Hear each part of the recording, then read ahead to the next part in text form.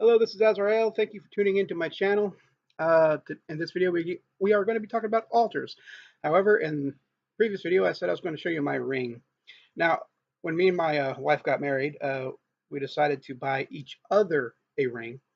And the reason for this is because she had this planned. This is my wedding ring, and it is a seal of Solomon for love. So very, very special to me. Now, altars. First, we're going to separate the difference between a altar and a shrine. A lot of times they are used interchangeably, mostly because they both function or can be functioning at the same level. Okay, they do a lot of similar things. First off, a shrine is usually a place uh, where you dedicate an area for a specific person, god, or ancestor. Now, this is going to look a lot like an altar for the most part. The major difference, well, let me explain more on the shrine. Shrines can have candles, they can have offerings. It's usually a place that you pray to, pray at, I'm going to say, usually for guidance from the uh, subject of the shrine. Uh, Now, I'm not saying prayer is not magic because I think it follows underneath um, using will and intent. However, prayer does not usually drum up a lot of energy like a magic ritual. Uh, what you're using your thoughts and emotions towards a goal and asking for help. Now, again, this still qualifies. Matter of fact, it falls under something called theurgy, which is religious magic. Um, but you don't perform works at a shrine. That's the major difference. Now, first of all, let's face it. Um, prayer prayer musters up a certain amount of energy because you're putting your will and intent, but it's almost on the same level as wishful thinking. If it wasn't for the deity helping you or your ancestor or saint, um, it might not give up enough energy to move something. So, um, moving on. Uh, Altars can be dedicated to your ancestors, gods, deities, or nothing. It's a place of working where you work. It can honor a deity, but you're still performing work. It can honor an ancestor, but you're doing more than just asking for help. You're performing work. The god and goddess might be present on an altar, but you're still performing work, which is slightly different than a place of worship. So shrines are usually worship. Altars can be used for worship, but it's where you're performing a work, sacrifice, offering, just like you could do an offering at a shrine. That's why it gets kind of confusing because they kind of do something. But the big difference is that the altar is usually used for some magical work. All right, that's basically it. Now, altars could be anything. Now,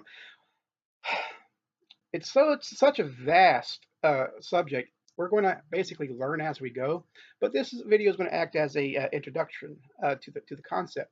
Altars are very, very fluid. They could change from culture to culture, purpose to purpose. A good example uh, in ceremonial magic. A lot of the times, most altars face the east. This also is true in Wicca and a lot of witchcraft. They face the east because it rises in the east. The sun rises in the east and moves across the sky clockwise, which is also one reason why we go clockwise. And we erect a circle counterclockwise to take it down. Anyways, I don't want to talk too much on stuff I've already spoke about. But altars don't have to always face the east. Uh, Altars also can face any direction, especially if, say, in the south where the element of fire is, you want to erect an altar for that specific element because that is the main element you will be using. Uh, if you're wanting to invoke the element of earth to help financial sorry uh, things, then you could face the north.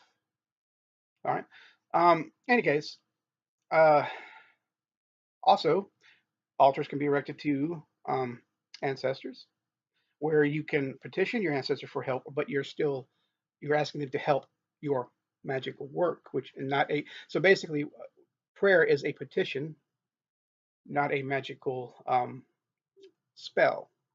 It's connected by will and intent, which is magic, but there is still a big difference. Okay, um, I try not to split hairs, but some people like to split the hairs because they like their concepts in little boxes, or so they don't bleed through almost a way to separate certain things. But don't do that with altars. All right, if, it doesn't matter, in my opinion, if you call it a shrine or not. I use them interchangeably as well. Uh, but okay, altars could be not just for a an element. I mean, for example, you could build an altar specifically for love, which of course would probably still fall underneath an elemental altar too. But what I'm getting at is that there's a secret power that a lot of believe it or not a lot of witches I've come across do not know about, and it's never employed. Okay, first of all, when you build an altar, um, it's basically a physical sigil.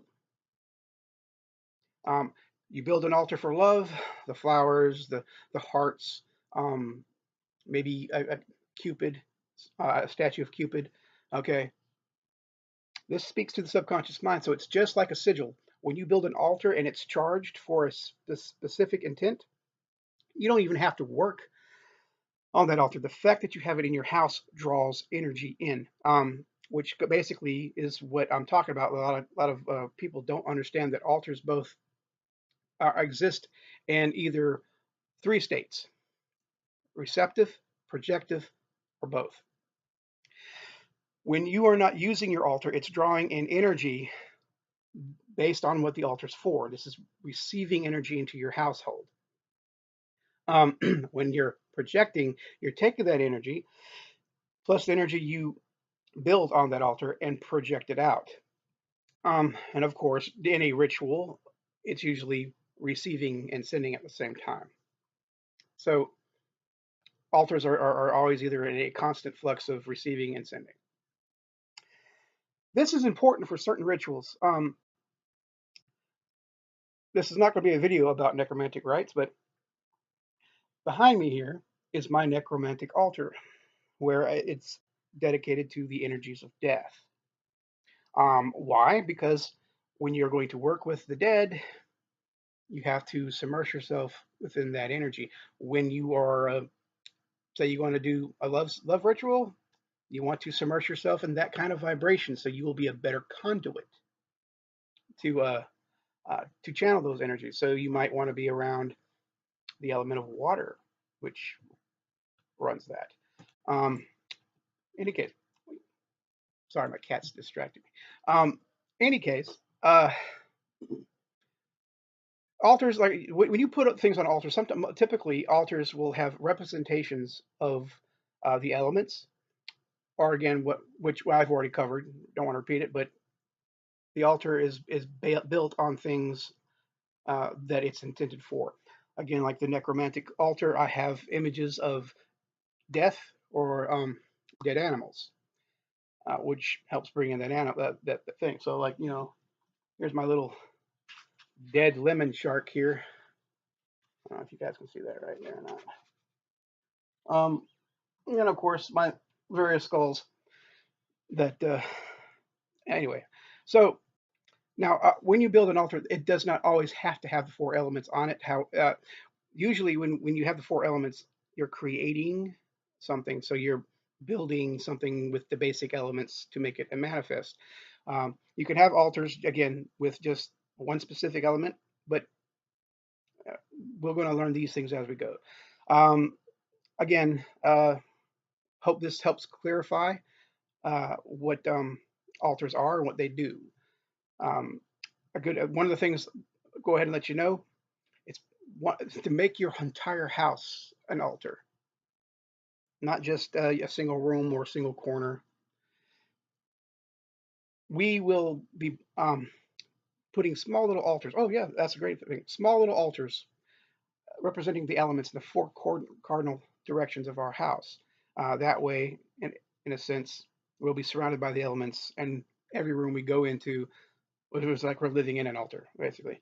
Uh, what I was about to say, I just lost my train of thought. I'm so sorry. I'm going to pause this until I get it back. Oh, okay. Altar. There's a new, um, I guess, new fad going along where people create their altars, and it doesn't look like a traditional altar. A good example of this is like this is a little small bookshelf. I have four compartments in this. So I will put in each compartment something that pertains to Earth. Like I might have a terracotta plant uh, vase, or I might have a picture of the ocean in one part, picture of the mountains for Earth, uh, or a picture of a beautiful sky for air. Basically, my altar looks like nothing more than room decor. Uh, this can be a benefit if you are living with somebody who's very superstitious and does not understand, and you think an altar like this might freak them out. That's what I was going to say. So altars literally can be anywhere, anything, anytime. Uh, they don't always have to be like you see in the movies where they have a giant slab of stone or a tree trunk that's been cut, and however, that is a pretty cool idea. In any case, thank you. And next, we're going to be talking about divination, which is going to mark the end of this course. And then we're going to start with the seven hermetic principles on the next one. And that's when the fun begins, where we'll start talking about rituals and ritual construction and actual spells. Thank you. Like and subscribe, please.